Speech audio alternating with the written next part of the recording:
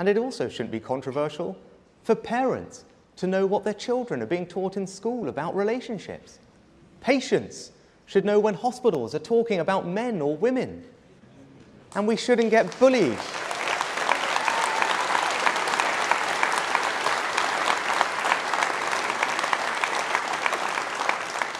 And we shouldn't get bullied into believing that people can be any sex they want to be. They can't. A man is a man and a woman is a woman. That's just common sense.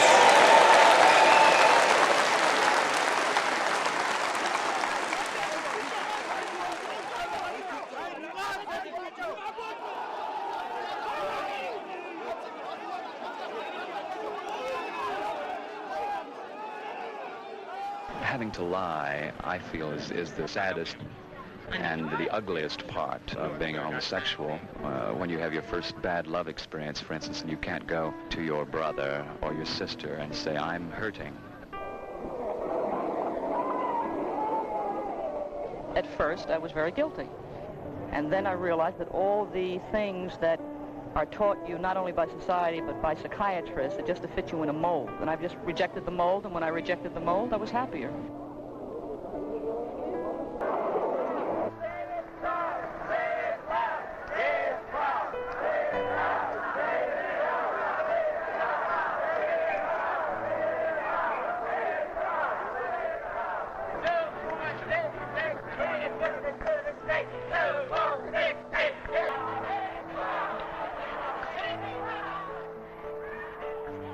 Can you tell me what you feel about the homophile movement? I think it's great. I think it's really dynamite. And I think the only way to achieve it is through force and marches like this.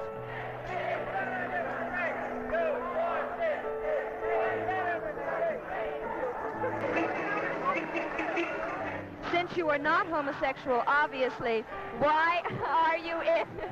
Well, I'm taking it for granted, sir. Why are you in the parade today? What is your motivation? Well, I knew some people here, and they convinced me to go. Do you think that homosexuality should be legalized completely a la Illinois?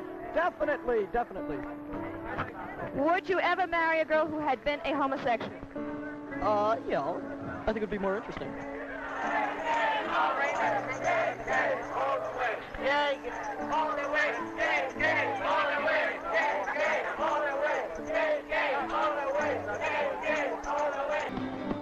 Do you think the added stress of being a homosexual in a heterosexual society causes a lot of torment in the homosexual relationships of women? Yes, it does. A lot of women seem to think that if they're with women because they've rejected men in that sense, but if they come to realize they're with women because they want to be and have rejected a role, then they wouldn't be guilty. As far as this thing today is concerned, I mean, it's all right to say what you feel, as long as you keep it at an intellectual level. I mean, all of this orgy stuff and all that is, I think it's kind of ridiculous, you know? Tell you, if straight people can do it, why can't we? No, really, if straight people can do all this carrying on and holding hands and kids in the park, why can't we do it? I knew as long as I could remember that I was trans. There's pictures of me when I was like 10 in my sister's sundresses, and then when I was 14, I said to my best friend, Sienna, I'm trans, that's just how it is, but I'm never going to do anything about it. And then when I did eventually come out, it was extremely unplanned. It was a meltdown in the middle of the night. My dad was asking what it was, and I just turned to my sister and I said, you already know. He sort of realised how important and vital this was, and I was out of work for about a month at the time, so he helped with my startup costs for hormones and everything like that.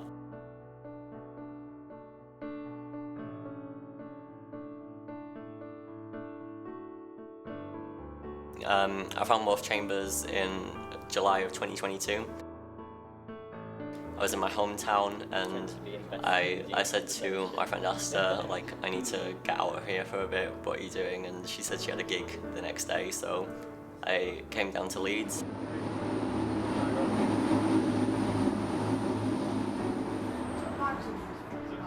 The gig ended up being that of my current housemate.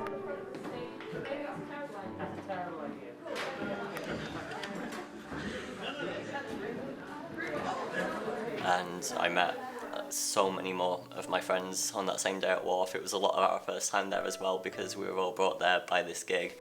It's very scary that trans youth won't be able to get what I had today. Yeah. Still more? I just don't want to be rushing. Yeah. I'll do the sound check, but I won't do